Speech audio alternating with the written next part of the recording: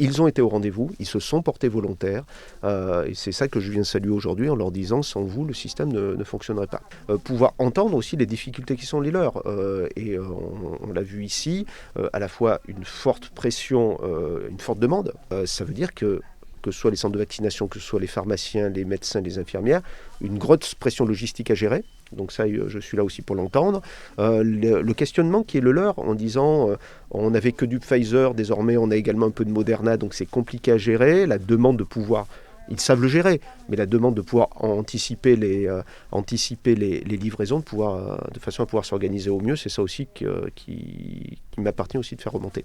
Typiquement, le vaccin Pfizer, c'est 7 doses dans un flacon qui, une fois ouvert, on doit vacciner 7 personnes en 6 heures. Tandis que le Moderna, on fait soit des demi-doses, soit des doses entières en fonction de l'âge de la personne, en fonction du rappel.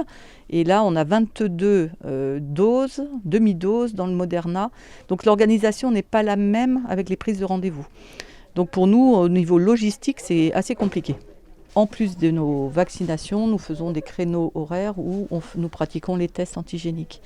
Et là, ça devient aussi compliqué, il y a une très très forte demande.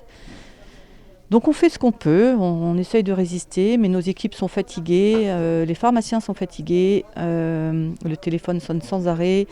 Voilà, ouais, ça fait 2 ans qu'on travaille un peu dans l'urgence et ça devient épuisant.